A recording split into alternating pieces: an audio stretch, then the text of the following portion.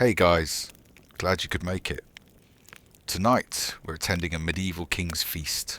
We picture a joyous party, but the brutal reality was a stressful and political performance. It was a world of bizarre etiquette and spectacular food that was often better to look at than to eat, less a meal and more a high-stakes final exam in courtly survival. But first, it's time to prepare for your own night's rest. Find your most comfortable position, let your body sink into your mattress, and allow the day's worries to fade. If these stories from the past help you unwind and drift off, a simple like is always appreciated. And it's always fascinating to see our global court, so be sure to tell us in the comments where you're listening from as you get settled for the night. Ready? Take a slow, deep breath and let it go. Good. We are travelling to a great, draughty castle in the heart of England. The year is 1365. The reign of King Edward III is in its glorious autumn, and you, a minor baron from the north, have been summoned to a feast you cannot refuse. The summons arrived by royal messenger a month ago, a piece of parchment sealed with the king's own intimidating seal. It is an invitation, which is to say a command, to attend the St. George's Day feast at Windsor Castle, and it has filled you with a profound sense of both honour and dread. An invitation from the king is a sign of royal favour, a chance to see and be seen, to perhaps curry favour or forge a new alliance. But it is also a massive expense and a source of deep social anxiety. You have spent the last 2 weeks on the road, travelling with your small retinue of servants and men-at-arms.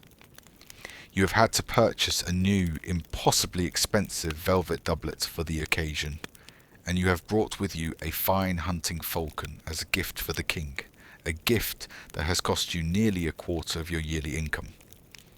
You are a man of some importance in your own small corner of the world. But here, at the glittering, shark-infested centre of the kingdom, you are a very small fish. You arrive at the great castle of Windsor, and the sheer scale of the event is overwhelming. The courtyards are a chaotic sea of horses, servants, and knights. You are a guest, but you feel more like an ant at a gathering of giants. The feast is to be held in St. George's Hall, a vast cavernous space with a magnificent timbered ceiling that seems to disappear into the smoky darkness above. The hall is a riot of colour and sound, a living tapestry of the kingdom's power, and your first terrifying challenge is simply to walk into this room and not look completely and utterly out of your depth. You enter the great hall, and the sensory assault is immediate. The air is thick with the smell of roasting meat from the gargantuan fireplaces, the sweet scent of beeswax from hundreds of candles, and the less sweet, musky smell of hundreds of powerful, important, and not very frequently bathed people, all crammed into one space. The floor is covered not with fine carpets, but with a thick layer of rushes, already beginning to be soiled by the crush of people and the packs of hunting dogs that wander freely through the hall. The noise is a constant echoing roar. Minstrels are playing in a high gallery, but their music is almost entirely drowned out by the boisterous conversations, the shouted greetings, and the clatter of armour. The hall is a performance of power before the feast has even begun. You see the great lords of the realm, the dukes and the earls, surrounded by their liveried retainers, their clothing a fortune in silks and velvets. You see the powerful bishops and abbots, their faces impassive, their jewelled rings flashing in the torchlight. Your job in this first chaotic hour is to be seen, but not to be noticed for the wrong reasons. You must navigate the crowded hall with a confidence you do not feel. You must greet those you know with the appropriate level of deference, and you must avoid offending those you do not.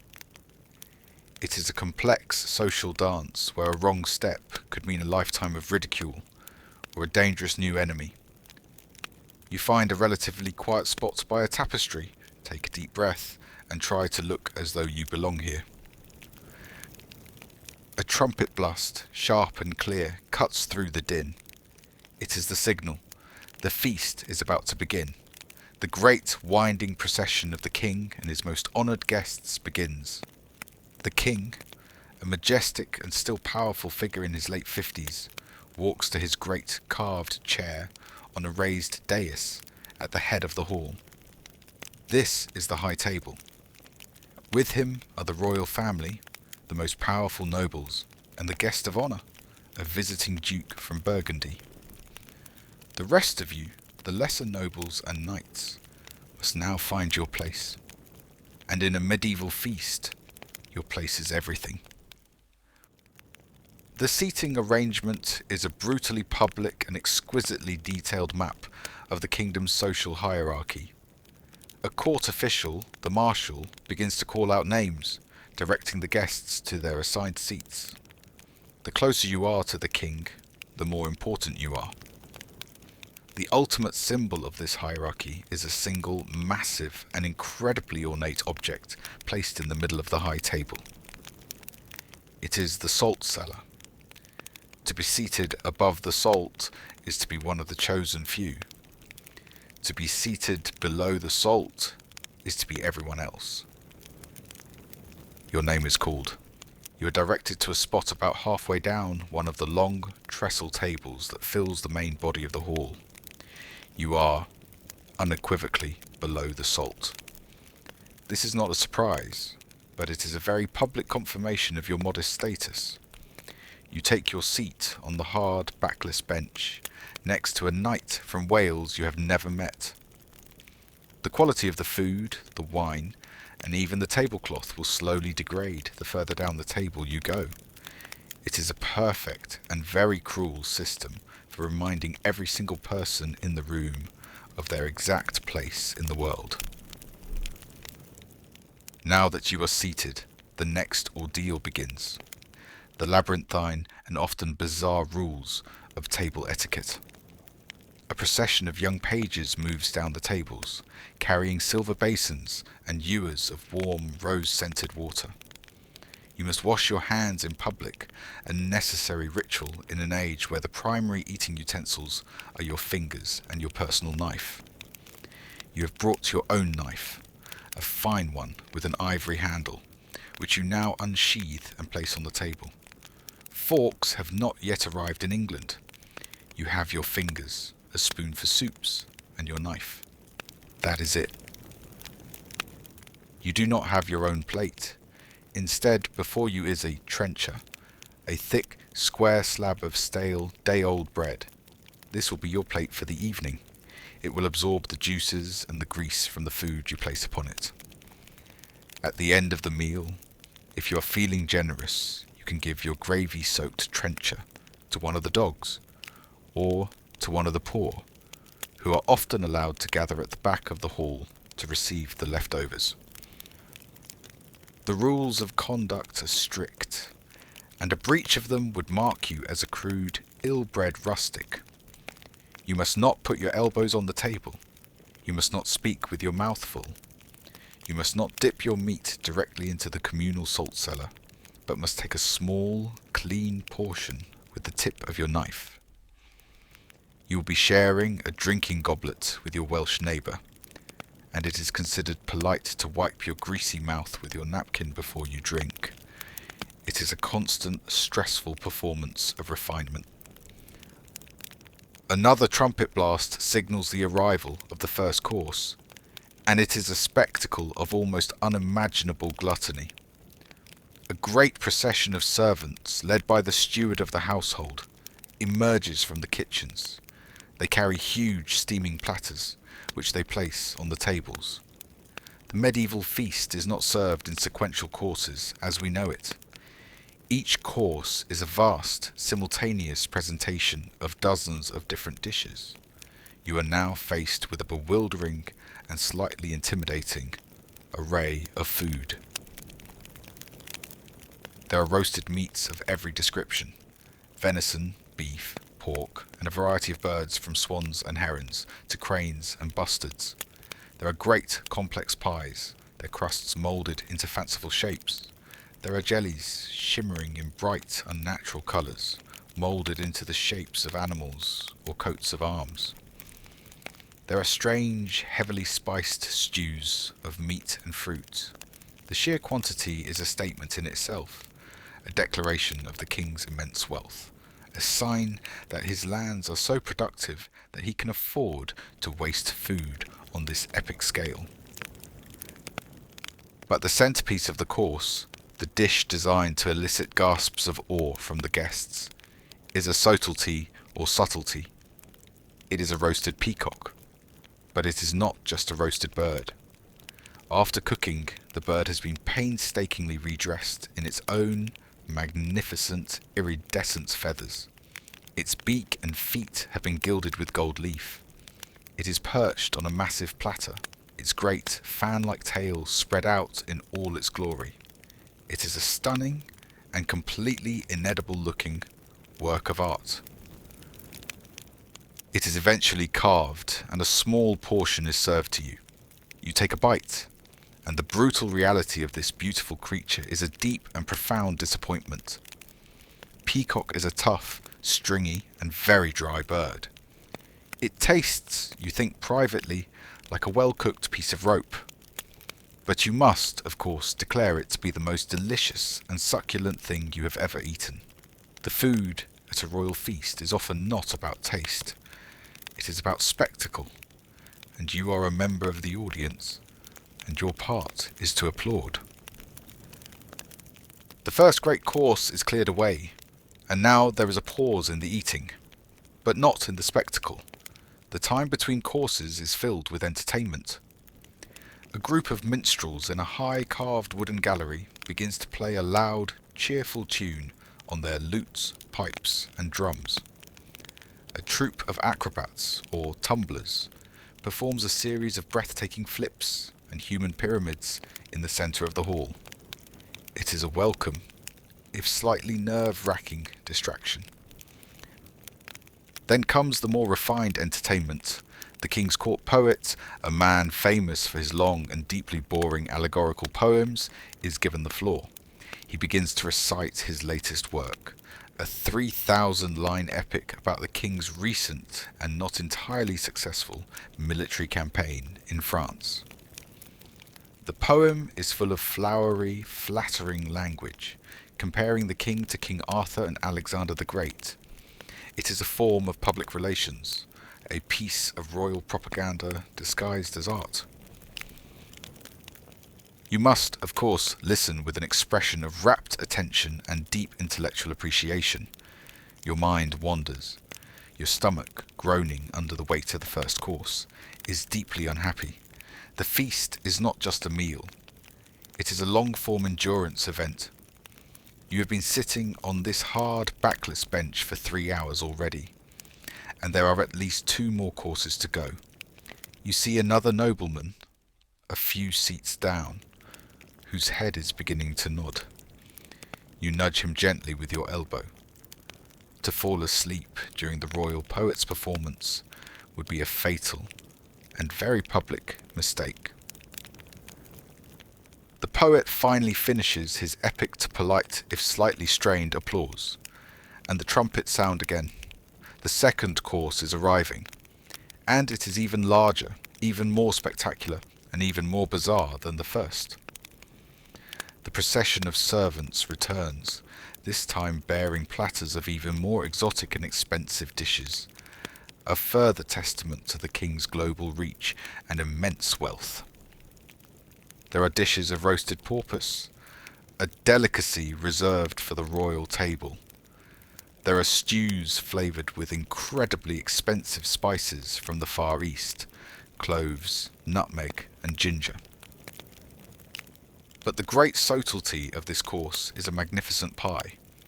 It is a 4 and 20 blackbird's pie, a nursery rhyme brought to life. The pie is placed before the king. He makes a ceremonial cut into the great crust, and a cloud of live birds, which had been placed in the pie at the last minute, flutters out, their wings beating in a panicked frenzy in the smoky air of the hall. The guests gasp and applaud. It is a wonderful and entirely pointless piece of culinary theatre. As this second mountain of food is served, the thin veneer of courtly etiquette begins to fray. The wine, which has been flowing freely, is taking its toll. The conversations are louder, the laughter more raucous. The floor is a testament to the gluttony. You and all the other guests simply toss your unwanted bones and scraps of gristle onto the rush-covered floor. The packs of hounds that have been patiently waiting under the tables now begin a series of savage, snarling skirmishes over these discarded treasures. A servant, hurrying with a heavy platter, slips on a greasy patch of rushes and goes down with a spectacular crash, much to the amusement of the drunken knights at his table. It is a scene of magnificent and very messy medieval revelry. The king is in a fine mood, his belly full, his guests suitably impressed. And this is when the court jester, the licensed fool, is at his most daring. He is a small, clever man in a motley costume, and he now has the king's ear. He begins a series of sharp, witty jokes, and he does not spare the powerful. He trades a series of rhyming insults with a pompous and very drunk bishop, mocking the size of his belly and the length of his sermons. The court roars with laughter. It is a carefully calculated performance. The fool is allowed to speak truths that no one else would dare, but he must always do so with a smile, his wit the only shield he possesses. A powerful earl seated near you and well into his fifth goblet of wine turns to you. He recognizes your family crest. He asks you about the political situation in your northern county. This is your chance. A moment of direct contact with a man who has the king's ear. Your mind, fuzzy from your own share of the wine, races. You must be witty, but not frivolous. You must be knowledgeable, but not boastful. You must be respectful, but not fawning. It is the most important and most stressful conversation of your entire year. You choose your words with the care of a man walking through a minefield, praying you do not make a fatal misstep. After what feels like an eternity of eating and social manoeuvring, the final course arrives. It is a course of sweets and subtleties designed to close the stomach and aid digestion. There are delicate wafers, candied fruits, and nuts. There is more marzipan, this time sculpted into a perfect miniature replica of Windsor Castle itself. And finally, there is the hippocras, a potent, sweet, and heavily spiced wine, served warm. It is the final, luxurious flourish of the evening. The feast has lasted for nearly 6 hours. You are not just full. You are in physical pain. Your stomach is a tight, groaning drum of overindulgence. Your head is swimming from the endless flow of wine and ale. And you are mentally exhausted from the constant, unrelenting performance of being a courtier. The king finally rises. The feast is over. You bow deeply as he and his party leave the great hall. You have done it. You have survived. You have eaten a meal that will be talked about for months, but more importantly, you have not made a fool of yourself. You have not offended anyone of importance. And in the brutal, competitive world of the medieval court, that is the most significant victory of all. You stumble out of the great hall and into the cool night air of the castle courtyard. You look back at the warm, torch-lit glow of the hall, at the scene of magnificent and almost grotesque excess. The royal feast was not a meal. It was a weapon. It was a tool of political theatre, a carefully designed spectacle of wealth and power, meant to awe and intimidate all who witnessed it. Every single dish, every rule of etiquette, every moment of entertainment was a calculated part of this performance. The medieval king's feast was the ultimate expression of the great, glaring contradictions of the age. It was a place of high Christian piety and of almost pagan gluttony. It was a place of refined courtly manners and of greasy, bone-throwing barbarism. It was a rigid and unforgiving social hierarchy, all gathered together in a performance of communal celebration. It was a brutal and brilliant reminder that in the world of kings, the most powerful statement of your authority is not the sharpness of your sword, but the sheer, overwhelming, and unconquerable size of your table.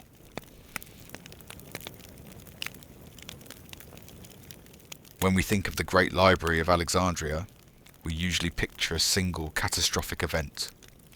A vast, magnificent building, the intellectual heart of the ancient world, consumed by flames, and all the knowledge of antiquity lost forever in one tragic night. It's a powerful and romantic image of loss.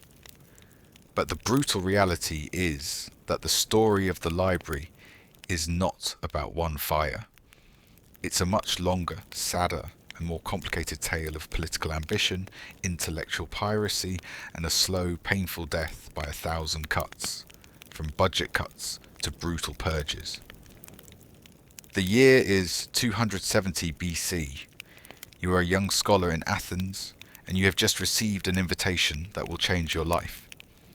You are about to become a resident of the Great Mausion, a guest of the King of Egypt, and a scholar at the most ambitious intellectual project the world has ever known, the Library of Alexandria. Your story begins in a world that feels old. You are a promising young philosopher, a student at the Lyceum in Athens, the school founded by Aristotle himself. But the golden age of Athens is a fading memory. The city is still a hub of intellectual life, but it is a city of nostalgia, living in the long shadow of its own glorious past. The real power, the real money, and the real future, you know, lies to the east, in the great Hellenistic kingdoms forged by the generals of Alexander the Great. One day a letter arrives for you. It is written on the finest, smoothest papyrus, a material far superior to the rough parchment you are used to. The seal is that of the King of Egypt, Ptolemy II Philadelphus. Your hands tremble slightly as you break it. It is an invitation. The king has heard of your work, of your keen mind, and your dedication to knowledge.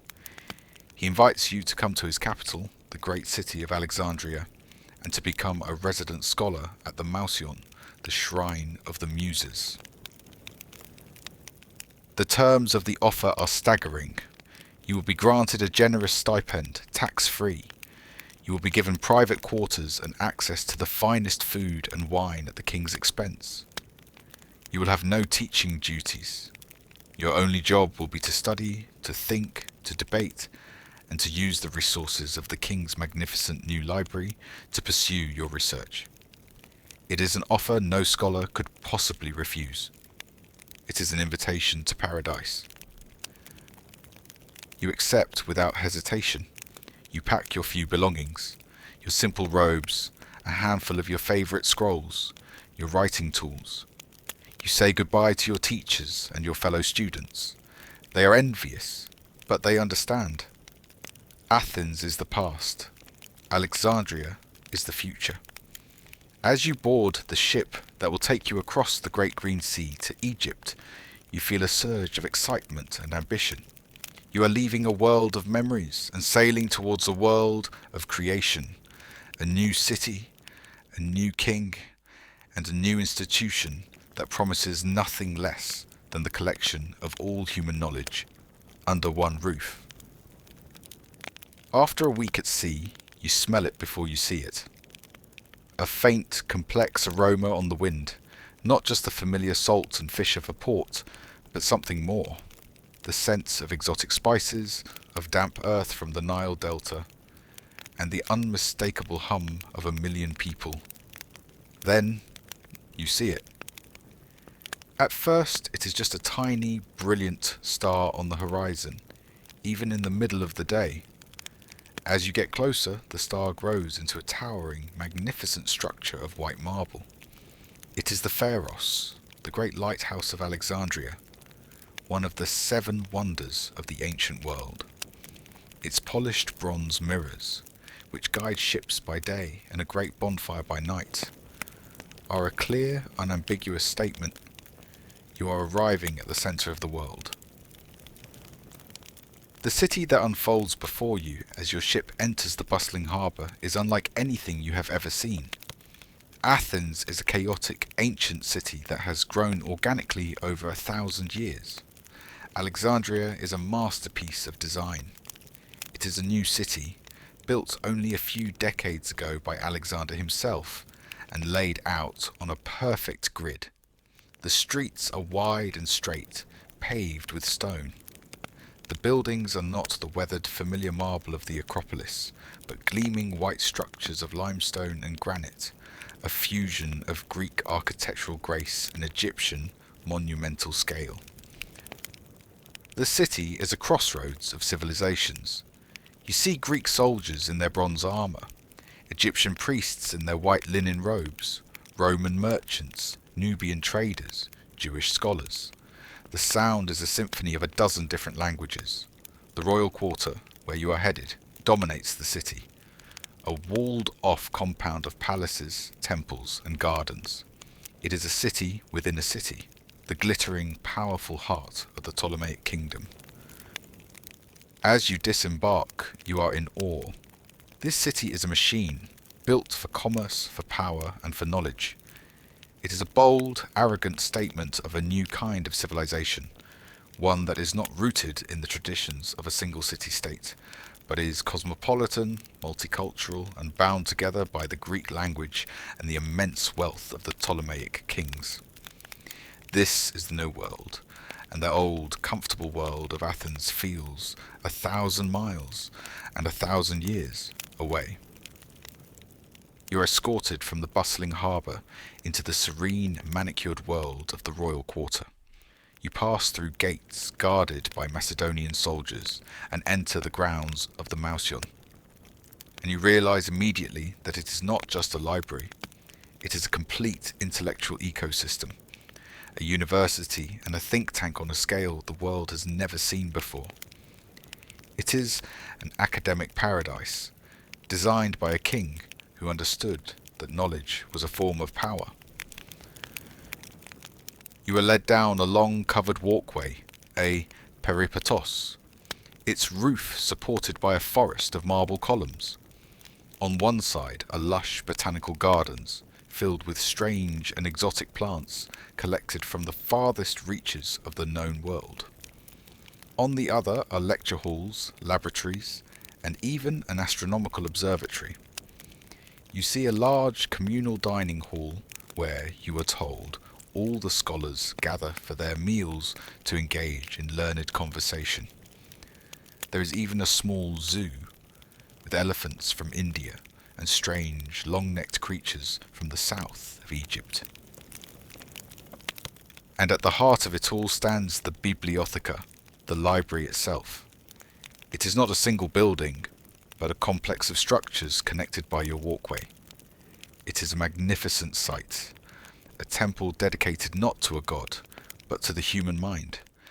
You are shown to your private quarters, a comfortable suite of rooms that will be yours for as long as you remain in the king's favour. An attendant brings you fresh clothes and a tray of fruit and wine. Everything is provided for. Your every need is met. There is, however, one small catch which you learn of very quickly. You are a guest of the king, a pampered, respected, and highly valued guest. But you are also, in a very real sense, his property. You are not free to leave the grounds of the Mausion without permission, and you are certainly not free to leave the city of Alexandria. The king has collected the greatest minds in the world, and he has no intention of letting them go. You are a bird in a beautiful gilded cage. Your mind is free to roam the entire universe of knowledge, but your body is a prisoner of royal patronage. You are given a few days to settle in, and then your work begins, and your first assignment reveals the brutal, relentless ambition behind this great intellectual project. You are not immediately set to your own philosophical research.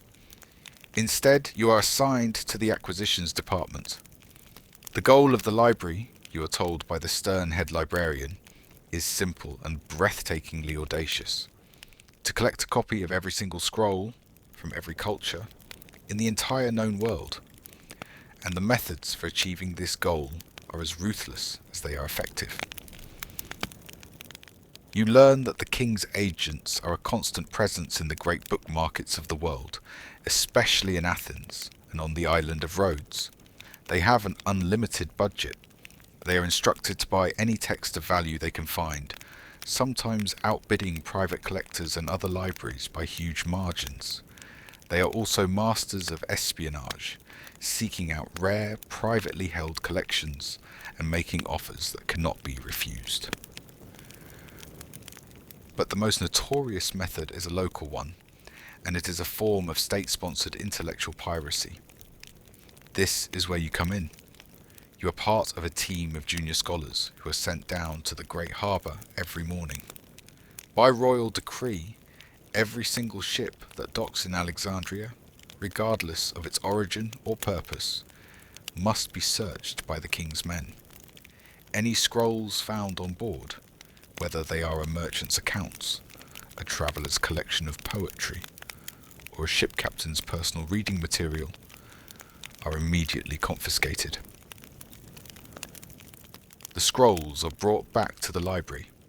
They are taken to the scriptorium, a vast hall filled with the scratching sounds of hundreds of scribes. Here, under your supervision, the scrolls are meticulously copied onto fresh rolls of high-quality papyrus. When the copy is complete, it is the copy that is returned to the bewildered traveller, often with a handsome compensation payment from the king's treasury. The original scroll, the one that has the authority of age and provenance, is kept by the library. It is a brilliant, if ethically dubious, system. You are not just building a library, you are creating an intellectual dragnet, ensuring that all the streams of human knowledge flow to one place, Alexandria. After a few months of working on the docks, helping to expropriate the literary treasures of the world, your talents are recognized, and you are moved to a new, even more daunting task. The library, thanks to its aggressive acquisition policy, is suffering from a crisis of its own success. It is drowning in knowledge. It holds tens of thousands, perhaps even hundreds of thousands, of scrolls. But they are a disorganized, chaotic mess. Finding a specific text is a nightmare. Before any real scholarship can begin, this chaos must be tamed. You are now assigned to work under the direction of a man who is a giant in the literary world, the poet and scholar Callimachus. He is a brilliant, famously cantankerous man who is undertaking a project that is arguably even more ambitious than the library itself. He is creating the Pinnaces, a comprehensive 120-volume catalogue of the entire collection. It will be the first library catalogue in the history of the world. Your job is painstaking and intellectually demanding. You're given a crate of newly acquired scrolls. You sit at a long wooden table in a quiet hall. You carefully unroll the first scroll. It is brittle with age. Your first task is to identify it. Sometimes there is a title and an author. Often there is not. You must read the first few lines, your knowledge of literature and philosophy your only guide, to determine what it is. Is it a tragedy by Euripides? A medical text by Hippocrates? A history of the Persian Wars? Once you have identified the work, the real labour begins. You must record the author's name, the title of the work, and the first line of the text for positive identification. You then write a brief, scholarly summary of its contents. Finally, and this is the revolutionary part, you must categorize it. Callimachus has devised a system of genres: tragedy, comedy, history, philosophy, medicine, rhetoric. You are not just making a list. You are creating the very intellectual architecture of a library, the conceptual framework that will allow future scholars to navigate this ocean of papyrus. Every scroll is then given a small, dangling tag of parchment with its catalogue information and stored in a designated section of the library's vast shelving racks. It is slow, tedious, eye-straining work. But you know you are part of a revolution. You are turning a chaotic pile of books into a functional, organized universe of knowledge. For the next several years, you live a life that is as close to an intellectual paradise as the world can offer. The king's patronage is generous, and the work of cataloguing, while demanding, gives you access to a universe of texts you could only have dreamed of in Athens. But the true glory of the Mausion is not just in the scrolls, but in the community of scholars. The communal dining hall is the vibrant, argumentative heart of the institution. Every meal is a symposium. You sit at long tables with the greatest minds of the Hellenistic world. You might find yourself in a heated argument with a literary critic like Xenodotus over the correct reading of a line in Homer's Iliad. He is the first librarian, a man who is pioneering the very concept of textual criticism, comparing different versions of the epic to weed out errors that have crept in over centuries of copying. You might listen, spellbound, to the astronomer Aristarchus of Samos, who quietly proposes the radical, almost blasphemous theory that the Earth revolves around the Sun. At another table, you see the great mathematician, Euclid, drawing geometric proofs in some spilled wine. A few years later, another scholar, Eratosthenes, a man of boundless curiosity who is the head librarian after Xenodotus, will use simple geometry to make a stunningly accurate calculation of the circumference of the Earth. You hear reports from the medical school where physicians like Herophilus are, for the first time in history, performing systematic dissections of human bodies, learning the true secrets of anatomy.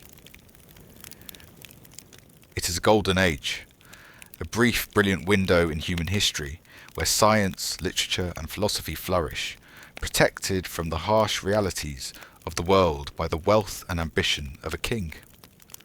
Of course, it is not all pure collaborative inquiry. The rivalries between scholars are intense and often petty. Callimachus and his great rival, Apollonius of Rhodes, are famous for the scathing, witty insults they trade in their poetry. There is gossip, there is professional jealousy, but it is all fueled by a shared, passionate, and relentless pursuit of knowledge. You are living at the intellectual center of the universe. You are happy, and you have no idea how fragile it all is. Your life passes in a blur of study and debate. The seasons turn into years, the years into decades. You grow from a brilliant young scholar into a respected elder. The Ptolemaic dynasty that funds your existence has its own cycles of greatness and decay, and eventually the long, stable peace of your world is shattered by the arrival of a new, terrifying power from the West, the Romans. The timeline jumps forward. It is now 48 BC. You are an old man, perhaps even the head librarian yourself, watching with weary eyes as your adopted city is torn apart by a foreign civil war. Julius Caesar is in Alexandria. He is here in pursuit of his rival, Pompey, but he has become entangled in a vicious dynastic struggle between the young queen, Cleopatra, and her brother, Ptolemy. The 13th Caesar has sided with Cleopatra, and he finds himself besieged in the royal quarter, the very grounds of your Mausion. by the Egyptian army. The fighting is fierce, especially in the harbour. The Egyptian fleet, a formidable force, is preparing to attack Caesar's ships. In a desperate, ruthless move to protect his flank, Caesar gives the order to set his own ships on fire, to create a wall of flame that will prevent the enemy from landing. It is a brilliant military tactic, but it has devastating consequences. The wind is strong that day. The fire leaps from ship to ship, and then, carried by the wind, it jumps to the docks. The warehouses, the granaries, and the shipyards that line the great harbour are consumed by a raging inferno. From the high windows of the library, you watch in horror as a great pall of black smoke rises over the city. A wave of panic rips through the Maussion. Is the library burning? The main library building is safe, protected within the walls of the royal quarter. But for decades the library has been overflowing. Large numbers of scrolls, perhaps duplicates, or texts awaiting processing, or scrolls destined for export as part of Alexandria's lucrative book trade, were stored in warehouses near the port. And it is these warehouses that are now being consumed by the flames. You can do nothing but watch as tens of thousands of scrolls, the work of countless authors and scribes, turn to ash. It is a catastrophic loss, a brutal, senseless wound inflicted on the world of knowledge. But it is not the end. The heart of the library, the main collection, and the great institution of the Maussion has survived. The first great blow has been struck, not by a barbarian, but by the careless necessities of a Roman general. The wound inflicted by Caesar's fire was deep, but the institution survived. The far more deadly attack, the one that would begin the library's true, irreversible decline, would come not from an external enemy, but from within. It would come from the very Ptolemaic dynasty that had created it. The timeline moves forward again, another century. You are now a ghost, a memory, watching as the institution you helped build is poisoned at its source. The throne is now held by a king named Ptolemy the Eighth. He is a cruel, bloated, and deeply anti-intellectual man who has come to the throne after a bloody civil war. He is deeply paranoid, and he looks at the Maussion and the library not with pride, but with suspicion. He sees a privileged, tax-exempt institution filled with the greatest minds of the world. But these scholars are mostly foreigners. They have connections to other kingdoms. They engage in free debate. In the king's fearful, tyrannical mind, they are not a source of prestige. They are a potential nest of spies and political dissenters. He decides that this tradition of free inquiry must be crushed. He launches a brutal purge. The terror descends upon your beautiful gilded cage. Soldiers of the King's Guard enter the serene grounds of the Maussion. The great Aristarchus of Samothrace, the head librarian and the world's foremost Homeric scholar, is forced to flee the city to avoid being arrested. Other scholars are not so lucky. They are summarily rounded up. Some are thrown into prison. Some are executed. Many, especially those of Greek origin, are exiled from Egypt altogether. One ancient writer would later remark with bitter sarcasm that the purge had filled the islands and cities with grammarians, philosophers, geometers, musicians, painters, and other professional persons who, being compelled by poverty to teach what they knew, instructed many other famous men. The international cosmopolitan community that had made the library the intellectual heart of the world is shattered in a single stroke. The king replaces the brilliant exiled scholars with his own cronies, men chosen for their political loyalty rather than their intellectual merit.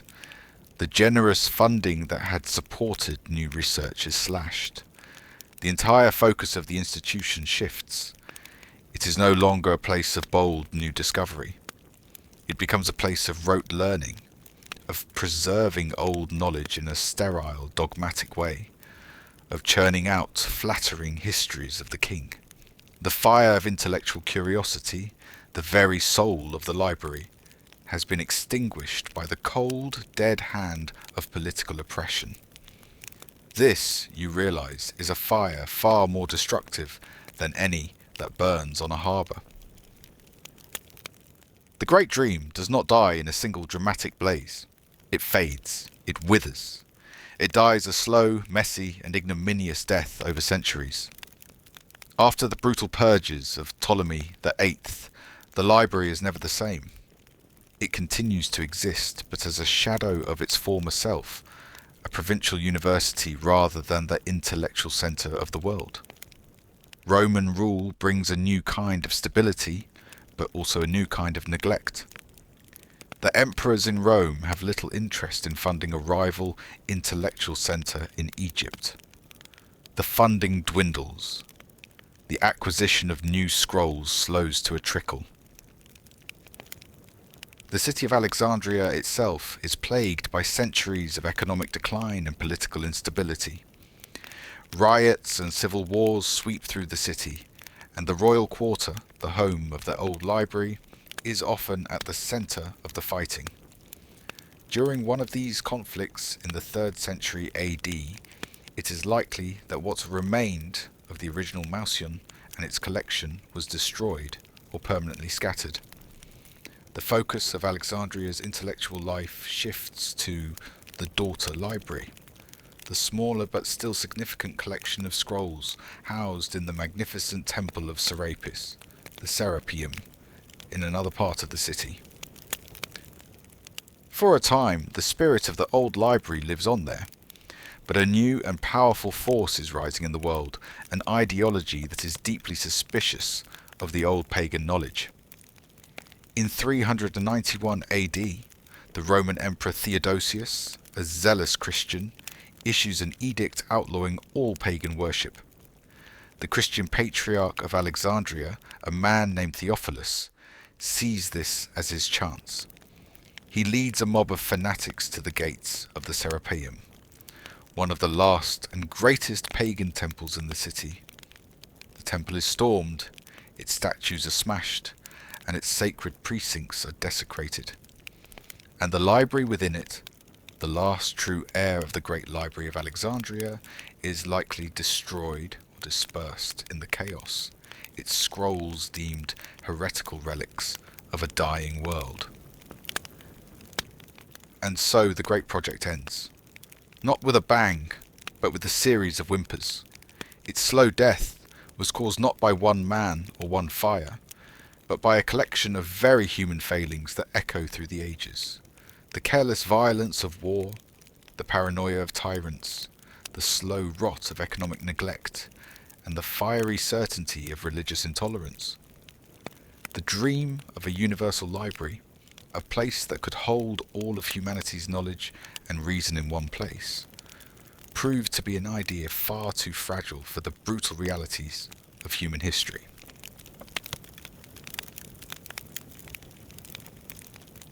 When we think of the Viking Age, we picture a world of fierce bearded men in longships, but in recent years another image has captured our imagination, the Shield-Maiden. A fierce, formidable female warrior, fighting alongside the men as an equal. It's a powerful and deeply romantic idea.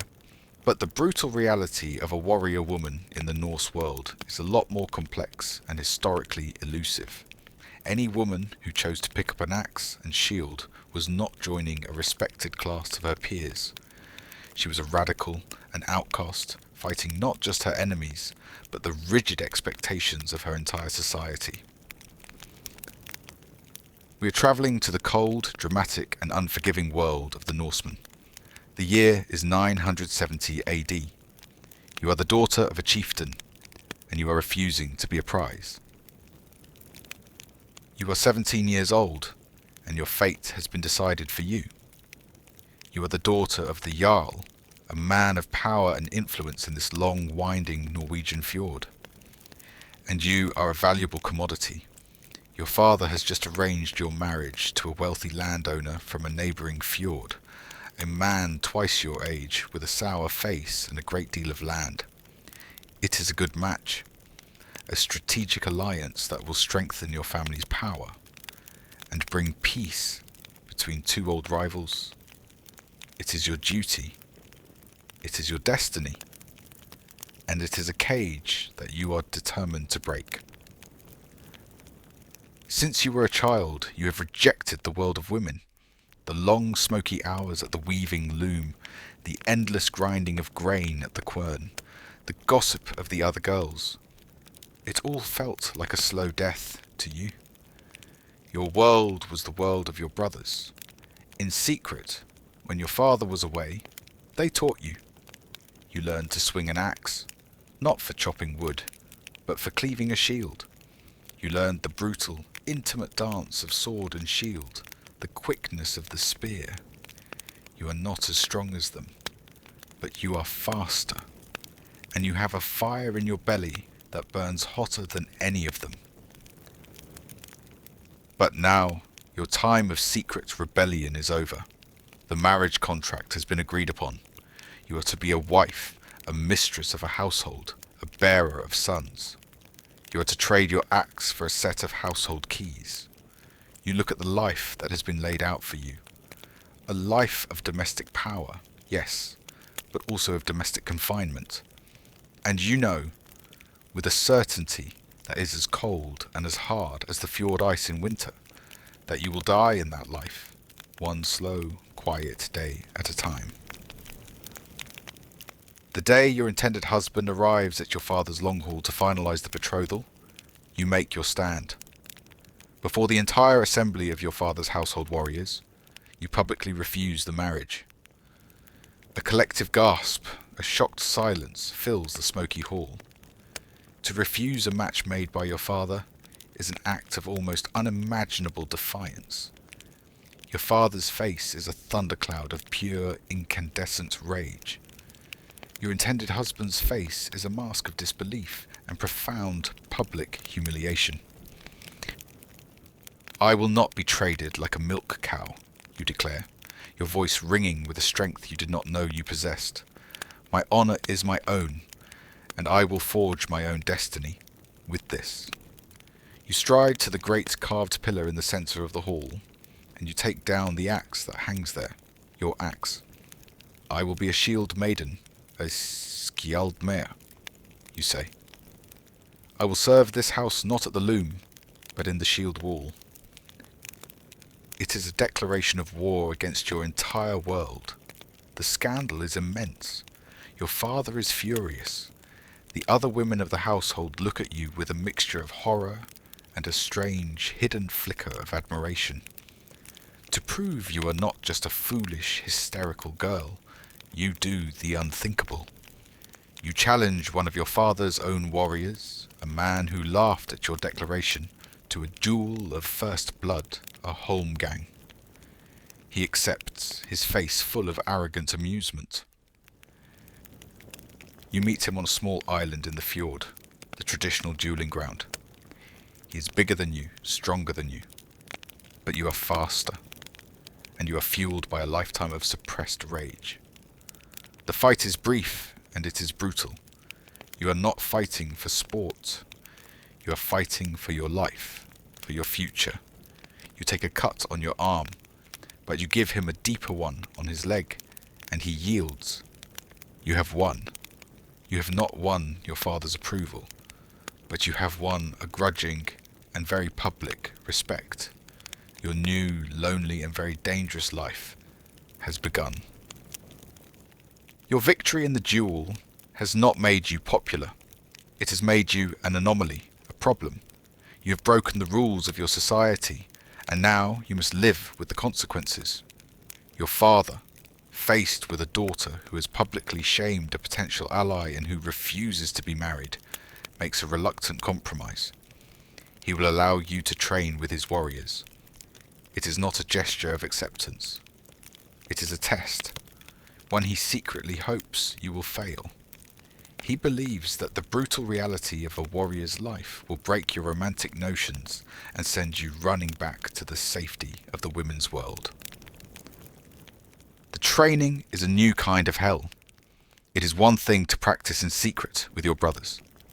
It is another to stand in the training yard with 30 hardened professional warriors who view your presence as a joke and an insult. You are a constant target. The training blows you receive are a little harder. The taunts are a little crueler. You are a woman in their world, and they are determined to make you prove you belong there every single day. And the physical reality is a constant uphill battle. You do not have the raw upper body strength of the men around you. You cannot shatter a shield with a single brute force blow of your axe.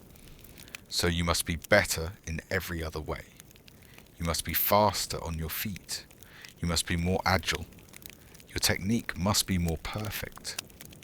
You learn to use your smaller size to your advantage, to slip under a man's guard, to strike where he is slowest. Your training is a grueling, endless cycle of pain and exhaustion.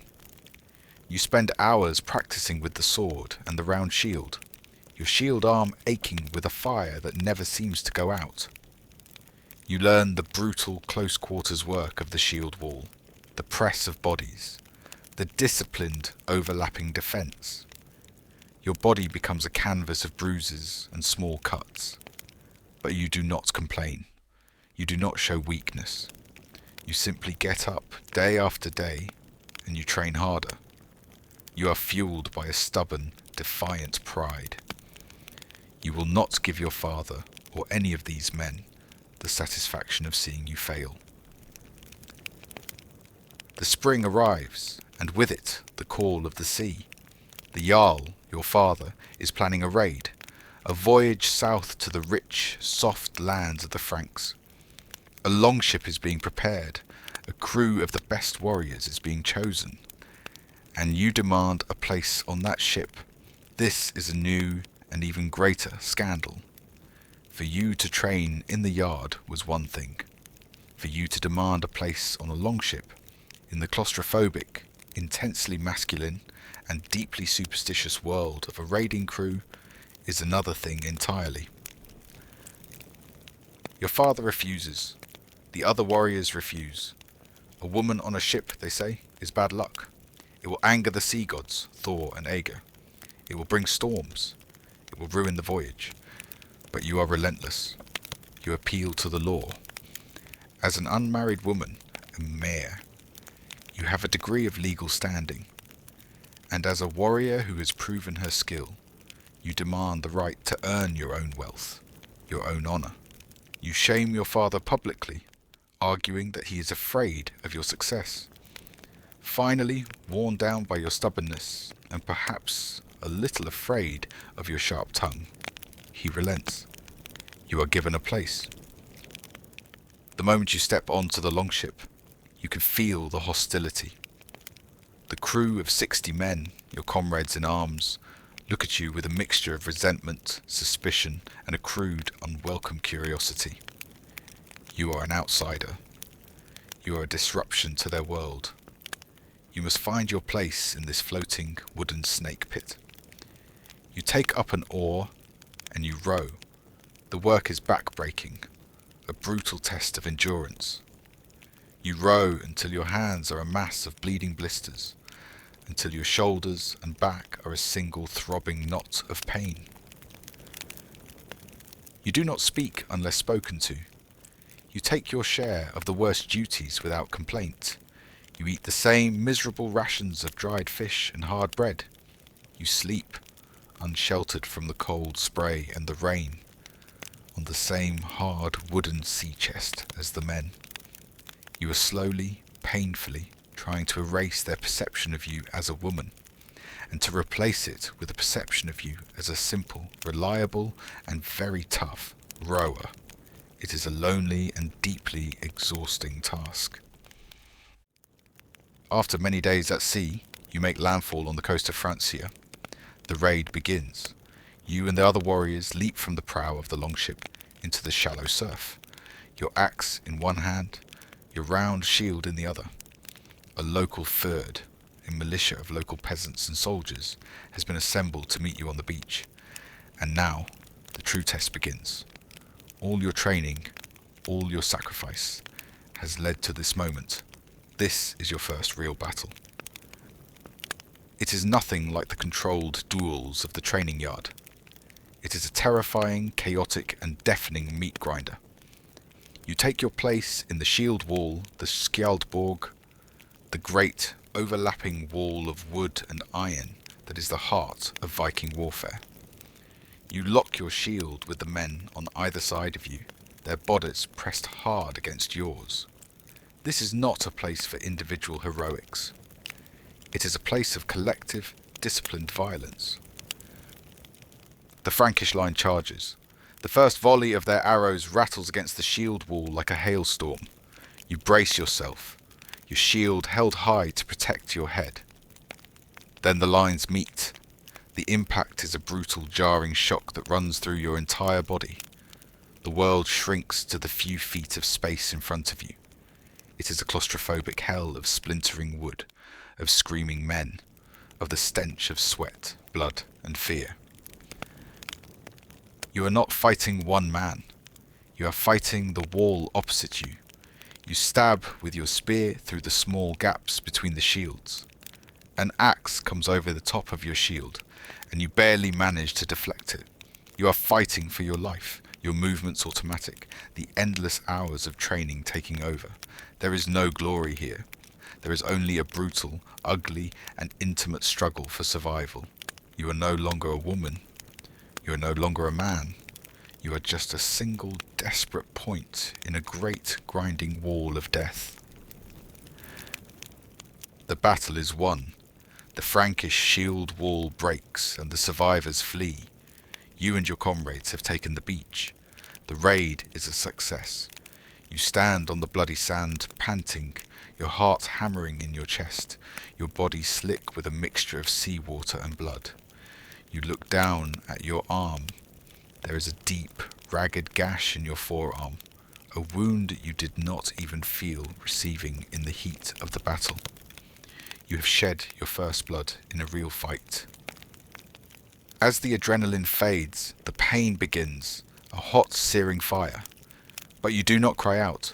You calmly take a strip of linen from your pouch and bind the wound tightly. And then you notice something. The men of your crew, the men who have scorned you and resented your presence, are looking at you differently. The hostility is gone. It has been replaced by a new and very different expression.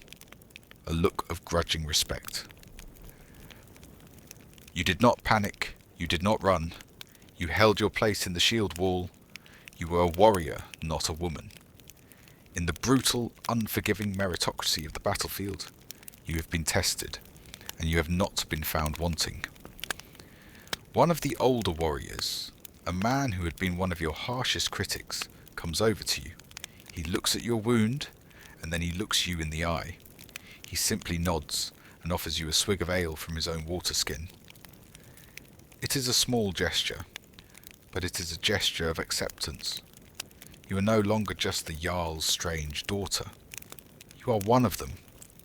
You are a raider, a Viking. You return to your home fjord in the autumn, a conquering hero. The raid was a great success, and your share of the plunder, a heavy silver arm ring and a bolt of fine Frankish silk, is a tangible sign of your new status. You have earned your own wealth. You have forged your own honour. But your place in the world is now more complicated than ever. You walk into your father's long hall, and you are no longer just his daughter. You are a proven warrior. He does not know how to treat you. The old dynamic of paternal authority is gone, replaced by a new and deeply unsettling sense of parity. Your new status gives you a strange and unprecedented kind of power. Norse women, by the standards of your time, already have a remarkable degree of freedom. They can own property, inherit land, and even divorce their husbands. They are the absolute mistresses of the domestic sphere. the powerful women who run the great farms while the men are away. Now you have added to this the prestige and the wealth of a successful warrior. You are a hybrid, a creature of two worlds. You have the legal power of a Norse woman and the martial authority of a Norse man. You are a landowner in your own right now, thanks to your plunder. You are beholden to no man. You can choose to marry or not. And if you do marry, it will be a man of your own choosing. A man who will respect you as an equal. A partner in both peace and war. You have shattered the cage that was built for you. You have created a new and entirely unique place for yourself in your society. But it is a lonely place. There are no other women like you. Your new life is a free one, but it is not an easy one. You have rejected the traditional path of a woman, and in doing so, you have sacrificed the community and the security that comes with it. The other women of your village treat you with a mixture of awe and suspicion. They come to you for advice on worldly matters, respecting your newfound authority. But they do not share their own secrets with you, the quiet, domestic secrets of marriage and motherhood. You are no longer part of their world. You have become something other, something strange. You watch your old friends as they marry, as they have children. You see the deep, powerful bonds of family and community that they are building. The web of mutual support that is the true strength of your society. And you feel a pang of something you did not expect. A sense of loss. You have chosen a life of independence, of adventure, of violence. But it is a solitary life. You have the respect of the warriors, but you will never truly be one of them. You have the admiration of the women, but you are no longer one of them. You have chosen the path of the axe, and that path is a lonely one. At night, you sometimes lie awake, the ache of old wounds a dull throb in your body, and you wonder. You wonder about the life you did not choose, the life of the loom and the hearth. It is a life of confinement, yes, but it is also a life of warmth, of creation, of a different and perhaps more profound kind of strength. Your choice has made you a legend, but it has also made you an outcast. You're an old woman now. Your hair is a river of silver, your face a roadmap of scars and wrinkles. You have lived a long and an unlikely life. You have fought in a dozen raids. You have led warriors. You have earned a name for yourself that will be sung by the skalds for generations. You have married, on your own terms, a great warrior who respected you as an equal. You have had children, and you have taught your daughters to wield an axe as well as a spindle.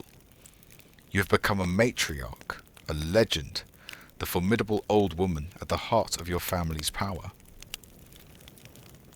You sit by the fire in your great long hall, and you look at your scarred hands. You have lived the life you chose, a life of blood and of freedom. You think of the old stories, the stories of the Valkyries, the supernatural choosers of the slain, the warrior goddesses who served Odin and carried the souls of the greatest heroes to Valhalla. They were beautiful, they were powerful, and they were terrifying. And you realize that you and the few other women like you who chose this path were the mortal echoes of those myths. You were the women who refused to be the prize, and who chose instead to be the warrior. You chose to be the one who decides who lives and who dies. You chose a life that was harder, more dangerous, and more lonely than the one that was laid out for you. But it was your own. The Viking Shield-Maiden is a powerful and romantic legend. The brutal reality for any woman who chose that path was a life of constant and often violent struggle against the rigid norms of her society and the physical realities of combat. She was not a common figure. She was an anomaly. a woman who had to be twice as ferocious and twice as determined as any man to carve out a place for herself in the world of the warrior. She sacrificed the unique power and the deep community of a Norse woman's traditional role for the cold, hard, and lonely freedom of the axe. And in doing so, she became the author of her own bloody and unforgettable saga.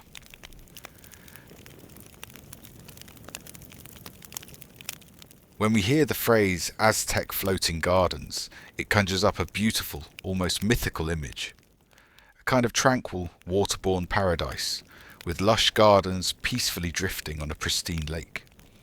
It sounds like something out of a fantasy novel. But the brutal reality is that these gardens didn't float, and their creation was one of the most ingenious, back-breaking, and frankly, filthy feats of engineering in the ancient world. They were man-made islands, built by hand from swamp mud and human waste, a testament to a people who were forced to literally build their own farmland or starve. The year is 1440. You're about to become a farmer in the Valley of Mexico, but your farm has no soil. It has no fields. Your farm is currently just a patch of murky, shallow water in the Great Lake Texcoco, and you have to build it yourself, from the bottom up. Your story begins with a prophecy and a problem. Generations ago, your ancestors, the Mexica people, wandered the arid lands of the north for 100 years. They were guided by a prophecy from their fierce hummingbird god, Huitzilopochtli. He told them they would find their promised land where they saw an eagle perched on a cactus, devouring a snake. And they found it. But the gods, it seems, have a cruel sense of humour. The promised land was a swampy, mosquito-infested island in the middle of a vast, brackish lake. But your people persevered. On this muddy island, you have built your great capital, Tenochtitlan, a marvel of stone temples and canals that is now the heart of a growing empire. The city is magnificent. The population is booming. But the original problem remains, and it is getting worse every day. 100,000 people live in your city, and there is almost no land on which to grow food. The island is small, and the powerful, established city-states on the mainland control all the best farmland. Your people are warriors, priests, and craftsmen, but an army cannot march on an empty stomach. The city is growing hungrier. You're a member of a Kalpuli, a sort of neighbourhood clan or guild of families. Your clan has just been granted a new plot by the city's rulers. But it is not a plot of land. It is a plot of the lake itself, a shallow marshy section of the southern part of Lake Texcoco, where the water is fresh. This is your inheritance. This is your opportunity, your family's survival, and a small part of the city's future depends on your ability to turn this patch of open water into a source of life. You have to create land where there is none. You must build a chinampa. You pole your flat-bottomed canoe out onto the lake, your two strong sons with you. You find the plot assigned to your Kalpuli. It is a rectangle of murky, reed-choked water, perhaps 100 feet long and 20 feet wide. This is your canvas. Your first task is to build the frame, the skeleton of your new farm. You and your sons slide out of the canoe and into the water. It is cool and surprisingly deep, reaching up to your chests. The lake bed is a soft, sucking mud that tries to pull your sandals off with every step. From your canoe, you take long, sharpened stakes of hardwood, 10 to 15 feet in length. Now begins the most grueling part of the construction. You must drive these stakes deep into the lake bed, creating a sturdy rectangular fence that will form the perimeter of your chinampa. You position the first stake. You and your sons, your muscles straining, begin to force it down into the mud. You push, you heave. You use heavy wooden mallets, the blows echoing dully over the water. It is slow, agonizing work. The mud resists, trying to spit the stake back out. You do this for days. You drive in stake after stake, about a yard apart, until your rectangular plot is clearly marked out. A fence of wooden posts standing in the open water. Your shoulders ache with a deep, burning fire. Your hands are raw and blistered from the rough wood and the constant wetness. The sun beats down on your back, while the lower half of your body is submerged in the cold water. It is a strange, disorienting kind of labour. As you work, you are not alone. All around you, other families from your Kalpuli are engaged in the same task, their grunts of effort and the thud of their mallets, a constant rhythm on the lake. You are part of a great communal effort, a society literally building its own foundations out of the water. It is a testament to your people's desperation and their incredible ingenuity. You look at the simple fence of posts standing in the water. It doesn't look like much, but it is the start of everything. The stakes are in place, a stark wooden rectangle rising from the lake. Now you must build the walls. The structure needs to be a container, a giant submerged basket strong enough to hold tons of earth. This is a task that requires more finesse than brute force, but it is no less demanding. You and your family return to the shore to gather your materials. You spend days cutting down reeds and bundling branches from the swampy shoreline. You load your canoe so high with this vegetation that it barely stays afloat. You pole the laden canoe back out to your construction site. Now begins the intricate work of weaving. Starting at the lake bed, you take the long, flexible reeds and begin to weave them in and out between the wooden stakes. Your sons help, diving under the murky water to guide the reeds at the bottom. You are essentially creating a massive underwater wicker wall. The work is slow and methodical. Your hands are constantly in the cold water, and the rough reeds slice and scratch your skin, leaving a dozen small stinging cuts. You weave layer after layer, packing the reeds down tightly to create a dense, strong fabric. You intersperse the reeds with sturdier branches to give the wall more rigidity. Slowly, painstakingly, the wall rises from the lake bed. After many days of work, the woven frame is complete. It now stands a few feet above the surface of the lake. You have created a giant, rectangular, watertight box. It is a remarkable feat of pre-industrial engineering, a testament to your people's mastery of the natural materials of their environment. You pause to admire your work, but the true and by far the filthiest part of the job is yet to come. You have built the container. Now you have to fill it, and the filling is the secret to the Chinampa's incredible fertility. It is a rich, black, and profoundly stinking treasure that lies at the bottom of the lake. Your giant wicker box is complete, an empty vessel waiting to be filled with life. And the source of that life is all around you, at the bottom of the canals and the lake. Now begins the most back-breaking and least glamorous part of building your farm. You and your sons get back in your canoe. You pole it into the main canals that crisscross the lake, the aquatic highways that connect the farming districts to the great city of Tenochtitlan. You are here to dredge. Your primary tool for this task is a simple wooden scoop or a net attached to a long pole. You maneuver your canoe to the middle of the canal. You plunge the scoop deep into the water until it hits the soft bottom.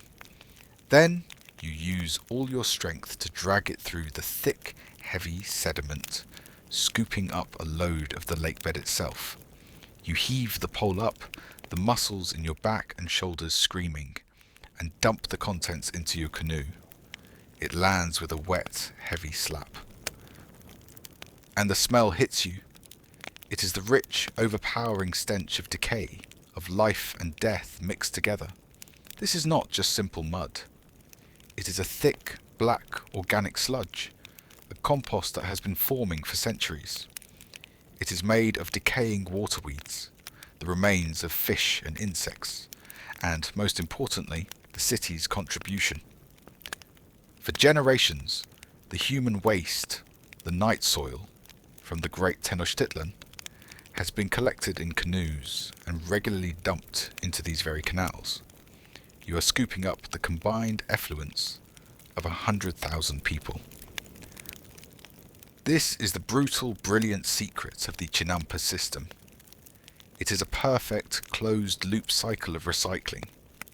The city's waste, which in another place would be a source of disease and pollution, is here transformed into the most potent fertilizer imaginable. You are literally building your farm out of the city's excrement. It is a filthy, disgusting, and utterly ingenious solution to the problem of feeding a metropolis. You spend your day scooping, heaving, and trying not to breathe too deeply, your canoe slowly filling with the black, stinking gold from the bottom of the lake. Your canoe is now laden with the black, pungent mud from the canal bottom, sitting dangerously low in the water. You carefully pole it back to your newly constructed wicker frame. Now you begin the slow, methodical process of creating your island. You use a wooden shovel to heave the heavy, wet mud from the canoe over the wicker wall and into the enclosure. Scoop after heavy scoop. It is a slow and arduous process that will take weeks to complete. You are not just filling the box with mud. You are creating a carefully layered, life-giving lasagna. After you have laid down a thick base of the rich bottom mud, you pole your canoe to the shallower parts of the lake to gather other ingredients. You collect huge quantities of aquatic weeds and decaying vegetation, which you layer on top of the mud. This compost layer will provide essential nutrients and help with drainage. Then another layer of mud. Then another layer of vegetation. You continue this process, layer by painstaking layer, until your new island rises a few feet above the water level of the lake. The final crowning layer is the richest, blackest, most fertile mud you can find from the very bottom of the oldest, most established canals. This is the topsoil, the perfect seedbed for your future crops. You have done it. You have created land. It is not solid, stable earth, but a spongy, living platform, a kind of massive, semi-aquatic compost heap. The genius of the design is that your new farm is self-irrigating. The water from the surrounding canals will constantly seep through the permeable wicker walls, keeping the soil perfectly moist at all times. You will never have to worry about drought. The roots of your crops will be able to draw water whenever they need it. It is, in essence, a giant, self-sustaining hydroponic system, built with nothing more than wood, reeds, and mud. You stand on your spongy new creation. It is the most beautiful piece of land in the world, because you made it yourself. Your new Chinampa is almost complete. It is a solid, fertile rectangle of black earth, rising proudly from the lake. But it is still vulnerable. The waves from passing canoes and the winds of a strong storm could erode your carefully constructed walls of woven reeds. The final step of construction is to give your island a living skeleton, to bind it together with the strength of roots. You must plant the sacred tree of the Chinampas, the Ahuejote. You pole your canoe to a nursery where the community grows these special trees. The Ahuejote is a type of willow, a tree that loves water and grows with incredible speed. You select a dozen healthy seedlings and carefully transport them back to your new island. You plant them at each of the four corners of your Chinampas, and at regular intervals along its longer sides. This is more than just planting a tree. It is an act of making your creation permanent. The Ahuejot. Trees will grow quickly in the wet, fertile environment. Their roots will not just spread out, but will push deep down through the layers of mud and vegetation and into the solid lake bed below. These roots will act like a net, binding the loose material of your chinampas together, creating a strong, living retaining wall that will make your island permanent and stable. In a few years, these trees will also provide shade from the hot summer sun, and their branches can be harvested for firewood or for weaving new walls for future chinampas. This act of planting is a gift to the future. You may not see the full benefit of these trees for several years, but your sons and your grandsons will. It is a sign that you are not just building for one harvest, but for generations. It is this foresight, this intimate understanding of the ecosystem, that makes the Chinampa system so resilient and so successful. You have taken the 4 essential elements of your world, earth, water, air, and life, and woven them together. Earth from the lake bottom, water from the canals, air for the plants to breathe, and the life of the sacred willows to hold it all together. Your masterpiece of mud and wicker is finally complete and anchored by the promise of living roots. The soil is a rich, damp black, teeming with nutrients. It is the most fertile earth you have ever seen. Now, the true purpose of your creation can be realized. It is time to plant. In your farming system, you do not sow seeds directly into the main field. That would be inefficient. Instead, your wife and daughters have been tending a special nursery, a small, protected plot where the seeds for your first crop have been carefully cultivated into strong, healthy seedlings. The variety of what you can grow here is astounding. On the mainland, farmers are often limited to a few hardy crops, but on the hyper-fertile, perfectly irrigated soil of your Chinampa, you can cultivate a veritable feast. The foundation of your planting is the same as it is for all the peoples of this land, the 3 sisters. You plant maize, the sacred grain that is the very stuff of life. Beside it, you plant beans, which will climb the sturdy maize stalks, and between the rows, you plant squash, whose broad leaves will shade the ground, keeping it moist and suppressing weeds. But on the Chinampas, you can go far beyond the staples. You carefully transplant the delicate seedlings of tomatoes, a fruit that grows here in a half-dozen different colours and shapes. You plant rows of chili peppers, their fiery pods essential for making your bland diet of maize come alive. You plant amaranth, a grain with a beautiful deep red flower, whose seeds are a vital source of protein. And then you plant your most important cash crop, flowers. The people of Tenochtitlan, and especially the priests and the nobility, are obsessed with flowers. They are used in every religious ceremony, given as gifts, and worn in the hair as a sign of status and beauty. You plant vast quantities of them, the vibrant orange and yellow of marigolds, the flower of the dead, and the stunning multi-petaled blooms of the dahlia. These flowers, grown in the filth of the canals, will bring you the most wealth at the great city market. With reverent care, you and your family press the young seedlings into the black, spongy soil of your new land. Now begins the true miracle of the Chinampa. On the mainland, the agricultural cycle is dictated by the seasons. There is a planting season, a growing season, and a harvest season, followed by a long, fallow winter. But your farm is different. Your farm knows no seasons. It is a machine of perpetual cultivation, and you and your family are its tireless operators.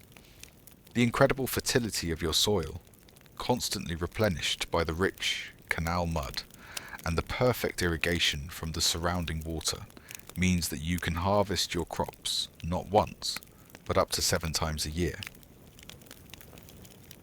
The work never ever stops. Your life is a constant overlapping cycle of planting, tending and harvesting. In one section of your Ushinampa, you might be harvesting a mature crop of beans, your back aching as you pick the pods. In the very next section, a crop of maize is only half grown, and you must carefully weed around its base. And in the section next to that, you are transplanting a fresh batch of tomato seedlings, their roots finding a home in the rich black earth. There is no off-season. There is no downtime. Every day is a day of labour. This incredible productivity is what feeds the great city. While a mainland farmer produces enough food for 2 or 3 people, you, on your small man-made island, can produce enough food for nearly 20. The Chinampa system is one of the most intensive and productive forms of agriculture the world has ever known. But this abundance comes at a cost. And that cost is your own unending labour. Your days are a blur of activity. You are constantly rotating crops, constantly tending to plants at every stage of their life cycle. You dredge mud from the canal to add to your seed beds. You repair the wicker walls. You chase away hungry birds. The work is from sun up to sundown, every day, all year round. It is a life of profound toil, a relentless cycle that ties you intimately to your small patch of man-made land. But as you look at the vibrant, multicoloured tapestry of your Chinampam, a riot of green leaves, red tomatoes and yellow flowers, you feel a deep, weary pride. You are not just a farmer, you're a creator. The sun is just beginning to rise, painting the sky in shades of pink and orange and reflecting off the still, dark water of the canals. Your work, however, began hours ago in the pre-dawn darkness. Your flat-bottomed canoe is laden with the fruits of your perpetual harvest. It is a beautiful sight. There are woven baskets overflowing with bright red tomatoes and shiny green chilies. There are heaps of green beans and carefully stacked squash blossoms. A delicate delicacy. But the most valuable part of your cargo, the part that takes up most of the space, is the flowers. Great, fragrant bundles of golden marigolds and deep red dahlias are piled high. You and your eldest son push off from the small wooden dock of your Chinampa. You dip your long poles into the water and begin to propel your canoe through the intricate maze of canals. You are not alone. You are part of a great floating procession. All around you are other farmers in their canoes, their own vessels laden with the incredible bounty of the floating gardens. It is a slow-moving traffic jam of flowers, vegetables, and determined, hard-working people. You are all heading for the same destination, the great market at Tlatelolco, the commercial heart of the Aztec Empire. After an hour of poling, you arrive. The market is a city in itself, a vast open plaza teeming with tens of thousands of people. The noise after the relative quiet of the canals is a deafening roar of haggling, shouting and laughing. The market is incredibly well organised. Each type of good has its own designated section. There is a street for pottery, another for obsidian blades, another for cotton cloth, another for live turkeys and dogs to be eaten. You guide your canoe to the section reserved for flowers and vegetables. You spend the day trading. You do not use money. You barter. You trade a large bundle of your prized marigolds for a finely made obsidian knife. You trade a basket of your tomatoes for a bag of precious salt brought all the way from the coast. You trade your surplus maize for a beautifully woven cotton cloak for your wife. You see the incredible wealth and power of your empire laid out before you. You see fierce Aztec warriors, their faces adorned with lip plugs, browsing the stalls. you see powerful priests, their robes stained with the smoke of offerings, buying the flowers you grew for their temple rituals. You, a humble farmer from the muddy canals, are the foundation of all of this. It is your sweat, your mud, and your ingenuity that feeds this magnificent, powerful, and bloodthirsty civilization.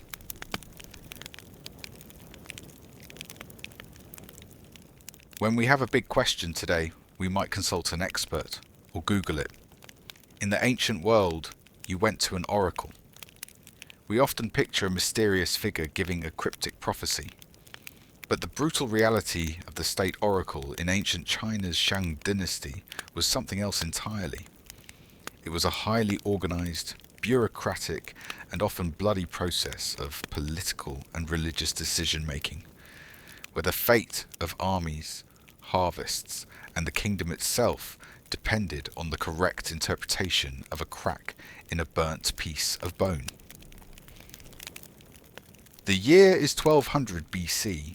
You are a diviner in the great Bronze Age capital of Yin, and the king has a toothache. He has summoned you because he needs to know if it's a simple ailment or a sign that his dead grandmother is angry with him. And the stability of the entire kingdom might just depend on your answer. Your world is one of mud, bronze, and spirits. You live in the great city of Yin, the capital of the Shang dynasty, a sprawling metropolis of stamped earth walls, grand timber palaces, and humble pit houses. You are a Wu, a diviner scribe, a man who can read and write the sacred symbols, and more importantly, a man who can speak with the dead. You are a member of a highly specialized and deeply respected class of technicians who manage the relationship between the visible world and the invisible one. Today, you have been summoned to the great ancestral temple at the heart of the palace complex.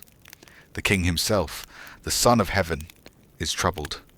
You enter the vast, smoky hall, the air thick with the smell of incense, spilled millet wine, and the faint, coppery tang of old sacrifices. The king sits on a raised platform, his face a mask of royal authority, but his hand is pressed to his jaw.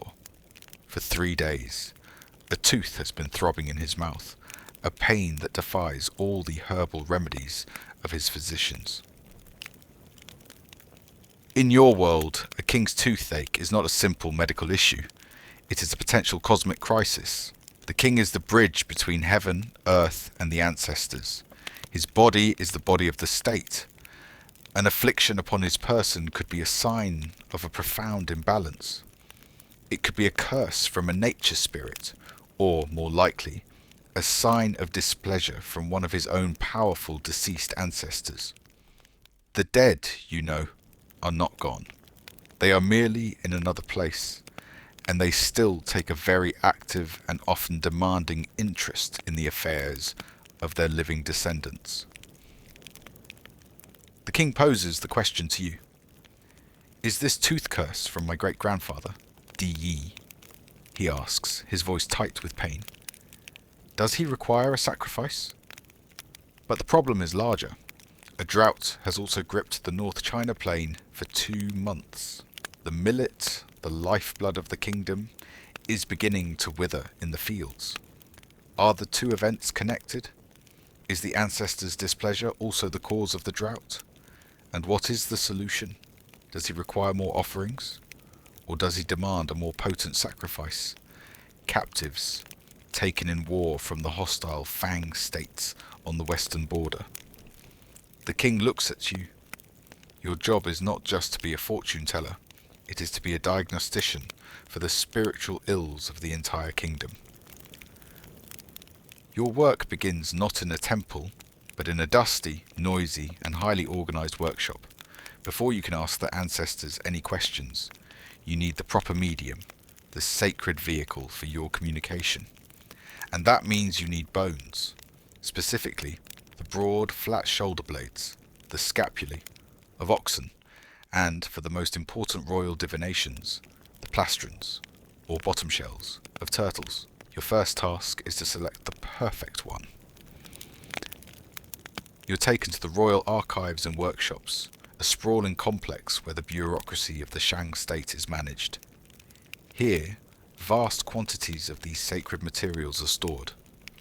You see huge piles of ox bones and stacks of turtle shells, some of them massive, imported at great expense from the distant southern jungles. The preparation of these oracle bones is a long and painstaking process, carried out by a team of skilled artisans. First, the bones and shells are sourced.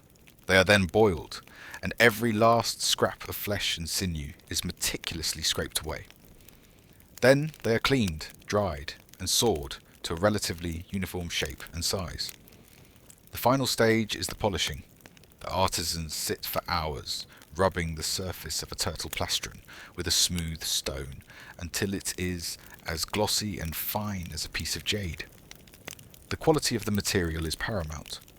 A bone with a flaw, a hidden crack or an imperfection could disrupt the communication with the spirit world, leading to a failed divination. You, as the lead diviner for this important ceremony, have the honor of selecting the shell. You run your hands over the polished surfaces, feeling for any roughness. You hold them up to the light, inspecting for any hairline fractures. You are searching for the perfect vehicle.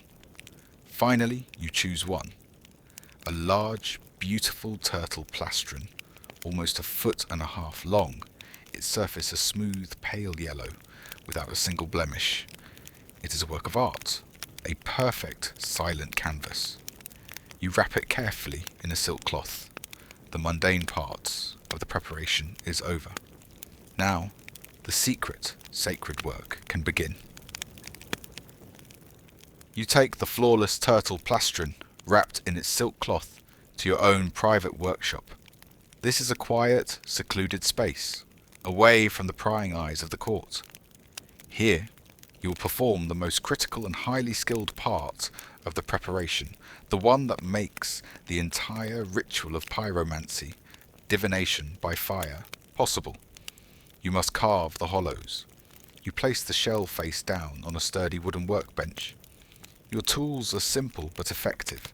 A set of sharp bronze drills, a fine-toothed saw, and a collection of sharp-edged stone chisels.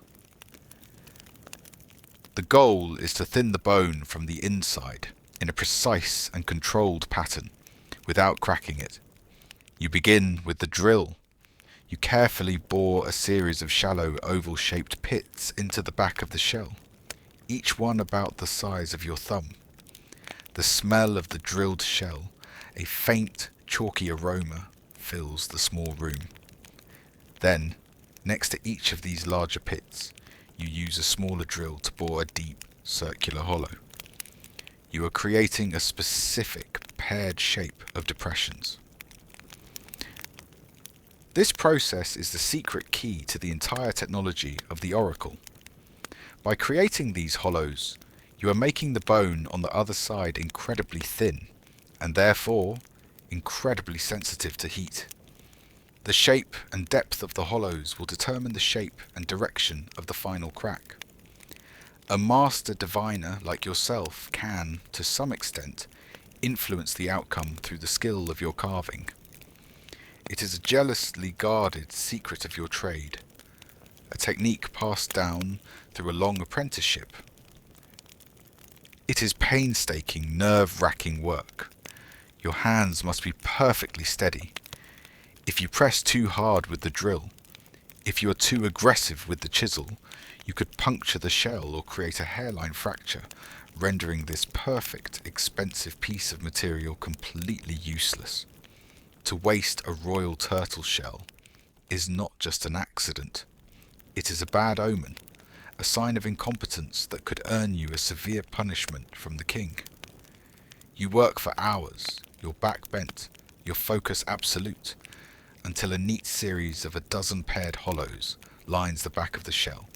The stage is now set. The shell is now ready to receive the heat and to speak. The turtle shell is now a finely tuned instrument, its back covered in the secret hollows that will allow it to speak. You carry it reverently to the ancestral temple. The king is waiting. It is time to frame the questions for the ancestors. It is time to write. You sit before a low table. An assistant lays out your tools. A small pot of pigment, perhaps cinnabar for red or soot for black, and a set of sharp bronze styluses or knives. Using a fine-pointed tool, you begin to carve. You are one of the very few people in the entire kingdom who can perform this sacred act. The characters you carve are not just letters. They are powerful symbols, a language that can be read by both humans and spirits. The script is complex, pictographic. A drawing of a mouth means mouth. A drawing of a person with a large eye means to see. You are a master of this arcane art. With steady, precise movements, you incise the king's questions directly onto the front surface of the shell, next to the locations where you carved the hollows on the back. You do not simply ask, "Will the king's toothache go away?" The ancestors do not respond to such open-ended queries. The question must be framed as a charge, a positive and a negative statement, a binary choice that forces a clear answer. This is the foundation of oracle bone divination. So, you carve.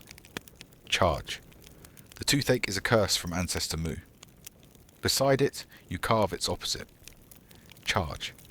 The toothache is not a curse from Ancestor Mu. You do this for all the king's concerns. Charge. We should sacrifice 100 Chang captives to ensure the millet harvest. And its opposite. Charge. We should not sacrifice 100 Chang captives. You carve a preface, noting the date using the 60-day cycle of the Shang calendar, and your own name as the diviner. The shell is no longer just a shell.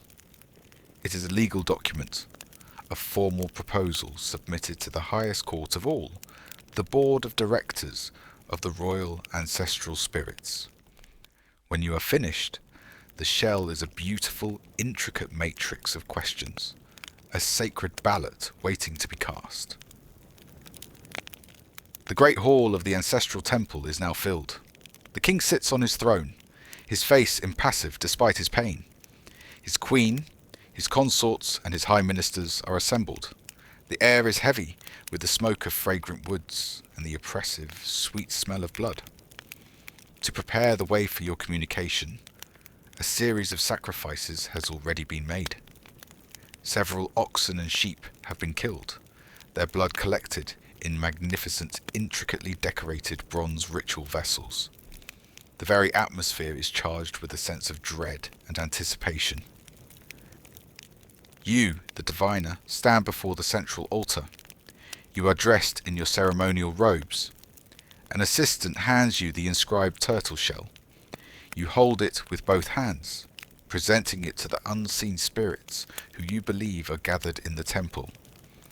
You begin a low, chanting invocation, calling on the great ancestors of the Shang kings by name. You call upon Di Yi, the king's great-grandfather. You call upon Mu, his grandmother. You formally invite them to be present, to witness the offering, and to answer the questions that have been prepared for them. This is the moment of contact, the ritual of pyromancy. An assistant, using a pair of bronze tongs, pulls a long bronze rod or poker from a sacred brazier. Its tip is glowing a bright, angry orange. The heat radiates from it in shimmering waves. This is the instrument that will breach the veil between worlds. You hold the turtle shell steady. The assistant approaches. The entire court holds its breath. The only sound is the crackling of the brazier and your own heart hammering in your chest. You indicate the first hollow on the back of the shell, the one corresponding to the question about the king's toothache. With a steady hand, the assistant touches the glowing hot tip of the bronze rod directly to the rim of the carefully carved hollow. The effect is immediate and shockingly loud in the silent hall. Pew! With a sharp, cracking sound, the shell gives way. The intense, localized heat on the deliberately thinned bone causes it to fracture instantly. The sound itself is considered part of the oracle's message, the voice of the ancestor speaking. You and the assistant move to the next hollow, the one corresponding to the negative charge.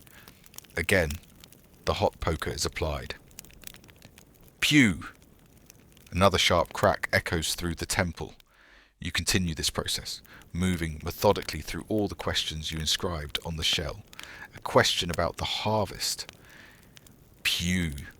A question about a military campaign. Pew! A question about the Queen's pregnancy. Pew! Each crack has a word, a sentence, an answer from the spirit world. You look at the front of the shell. It is now covered in a web of fine, dark, spidery cracks, each one radiating from the point where the heat was applied. The ancestors have spoken. The raw data has been received, but it is in a language that only you can read. The chaotic, abstract patterns of the cracks are meaningless to the untrained eye. They are a divine message, written in a script of fire and stress. Now comes the most difficult, most dangerous, and most politically sensitive part of your job: the interpretation. You turn the cracked shell over in your hands, your face a mask of deep concentration. The king, his ministers, the entire court, they are all staring at you. They are waiting for you to translate the cryptic language of the gods into the clear, unambiguous language of men. There is no instruction manual for this. There is no dictionary of cracks. This is a skill born of a lifetime of training, a deep knowledge of precedent, and a sharp, intuitive, and politically astute mind. You examine the first crack, the one related to the toothache being a curse from Ancestor Mu. You look at its shape, its length, the angle at which it radiates from the source. A crack that is long, straight, and clear is generally a sign of agreement, of an auspicious answer. A crack that is short, crooked, or messy is a sign of displeasure, of a negative response. But there are 1,000 subtle variations. You must weigh them all. You must also interpret the sound of the crack. Was it clear and sharp, or was it dull and muffled? This is not a simple yes or no question. You are expected to provide nuance. You are expected to deliver a verdict. And your verdict will have real-world consequences. If you say the wrong thing, if your interpretation offends the king or a powerful faction at court, your own life could be in danger. A diviner who delivers bad news, or whose predictions prove to be wrong, is often accused of incompetence or, worse, of deliberately misinterpreting the will of the spirits. Such an accusation is a death sentence. So you weigh your words carefully. You are not just a mystic. You are a high-level government advisor. You must deliver an interpretation that is spiritually satisfying, politically tenable, and, hopefully, correct. After a long, dramatic silence, you are ready. You turn to the king. Your voice is filled with an unshakable, divinely inspired authority. You raise the cracked turtle shell for the court to see. The ancestors have spoken, you declare, your voice ringing with authority. You point to the 2 cracks related to the king's toothache. The crack for the first charge is clear and strong. The crack for the second is muted. Ancestor Mu is indeed displeased. The king's tooth is the vessel of her anger. A murmur runs through the court. The cause of the affliction is known. Now for the more serious matter of the drought and the harvest. You point to another set of cracks. The ancestors also confirm that their displeasure is the cause of the dry weather. They require a great gift to restore the balance. You pause, letting the weight of your words sink in. The cracks concerning the sacrifice of the Chang people are the most auspicious of all. They are long, straight, and the sound was clear as a bell. The ancestors approve of a military campaign. They demand a tribute of blood to nourish the earth and allow the rains to fall. The king nods, his face grim but satisfied. He now has a course of action, a plan sanctioned by the highest possible authority. Your words have just become state policy. He turns to his general. Prepare the army, he commands. We march west at the next auspicious dawn. The king then turns to the master of sacrifices. And prepare the altars. The ancestors will have their due. The brutal price of your divination is now revealed. Your reading of a few spidery lines on a piece of turtle shell has just launched a war and signed the death warrants of potentially hundreds of human beings. The Shang state is a voracious machine that runs on sacrifice. To build a new temple, to bless a new military campaign, to appease an angry spirit, vast quantities of life force are required. This means not just offerings of cattle, sheep and pigs, but humans. The primary source for these victims is the Chang, a people from the west with whom the Shang are in a state of perpetual warfare.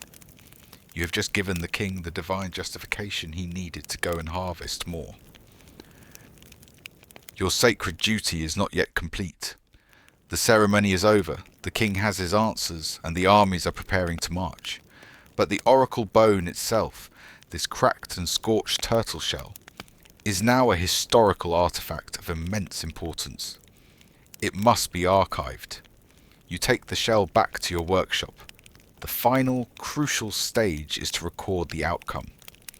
This is what makes your divination system not just a religion, but a form of administrative record keeping. You take up your bronze stylus again. Beside the cracks, you carefully carve the verification. You might inscribe, "The king, reading the cracks, said, auspicious. We will receive the harvest." You then add your own interpretation and the final verdict. But the record is not yet complete. The shell is carefully stored. Weeks or even months might pass. The military campaign you predicted is launched and completed. The army returns, victorious, with hundreds of Chang captives in tow.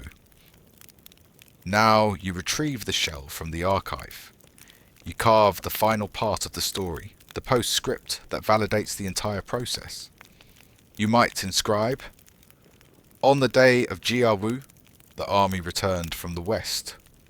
They brought 500 Chang captives." You might even note if and when the rains finally came. The document is now complete. It is a record of a question posed, an answer received, a prediction made, and a result confirmed. It is proof of the efficacy of your magic and the power of the king's ancestors. The shell is then sent to the royal archives, a vast pit where thousands upon thousands of these used oracle bones are stored. It is not just a pile of sacred garbage. It is the official government record, the historical memory of the Shang dynasty. You have just created a primary source document. You have just written history. You have no way of knowing that you are creating the earliest known body of Chinese writing. You have no idea that 3,000 years in the future, scholars from a world you cannot possibly imagine will pull this very shell from the earth. They will read your words, and for a brief magical moment, they will hear the voice of your king, your ancestors, and your long vanished world.